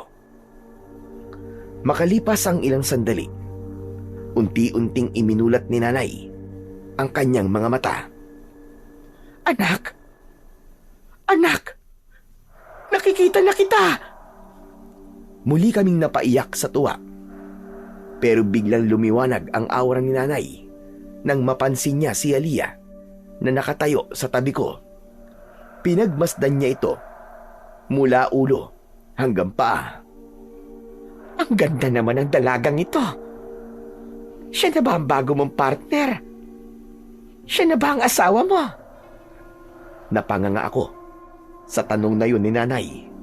Si Aliyah naman ay bahagyang namula at napangiti na lang sa hiya. Nay, ano ka ba? Hindi po. Siya po si Aliyah at hindi na ako pinatapos ni Nanay sa sasabihin ko. Bigla niyang niyakap si Aliyah ng maigpit. Napakaganda mo, Iha. At sigurado kong mabait ka. Rafael, tawagin mo ang tatay mo sa loob at ipakilala mo sa kanya ang bago naming manugang. Nay! Teka, Nay! Tawagin mo ng tatay mo. Sige na. Halika na nga, Iha. Tara na sa loob. Ipapakilala kita sa asawa ko. Tapos ay magluluto tayo ng masarap na tanghalian. Hinila na ni Nanay si Aliyah papasok sa bahay. Naiwan ako nakatayo sa ilalim ng puno ng mangga. Nakangiti habang pinanonood ko silang dalawa. Hindi naman na itinama ni Aliyah ang akala ng mga magulang ko. Kaya ang alam talaga nila, kami talaga ni Aliyah. Makalipas ang isang araw, nagpaalam na kaming dalawa. Inihatid ko si Aliyah sa lolo niya at nagpasalamat ng sobra-sobra, lalo na kay Lolo Donato, ang mahusay na albularyo na tumulong sa akin. Matapos yun, ay nagpaalam na ako sa kanila. Umuwi ako kina Gani para alamin kung ano ang nangyari sa kanya. Nang makausap ko ang asawa niya, nalaman kong hindi pala nakaligtas si Gani. Sabi ng asawa niya, head trauma ang ikinamatay ni Gani dahil sa aksidente. Sobra akong nalungkot sa balitang yon. Ilang linggo din o buwan din akong nagluksa dahil sa pagkamatay ng aking nag-iisa at tapat na kaibigan. Samantala, pagkatapos ng ilang taon, kami pala ni Aliyah din ang nagkatuluyan.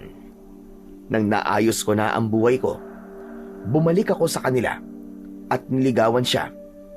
Hindi naman ako nabigo. Nakuha ko ang basbas ni Lolo Donato. Nang mapangasawa ko siya, doon din kami tumira. Hindi ko inilayo si Aliyah sa kanyang lolo. Samantala, kay nanay naman, yung kapatid ko na nag-asawa rin ay doon naman nakatira sa bahay. Siya ang tumingin at nag-alaga kina nanay at tatay. Samantala, sa paglipas ng panahon, habang nasa poder kami ni Lolo Donato, sinimulan niyang turuan ako kung paano manggamot. Isinali niya sa akin ang lahat ng kanyang nalalaman.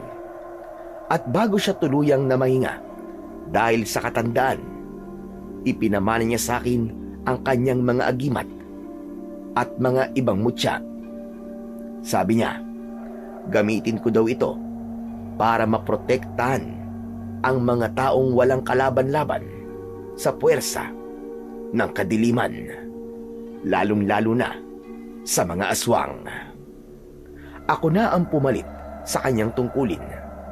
Sa ngayon, ako ang kinikilalang albularyo dito sa lugar namin. Kasama ko si Aliyah at katuwang ko siya sa panggagamot at pagtulong sa mga taong nangangailangan ng tulong namin.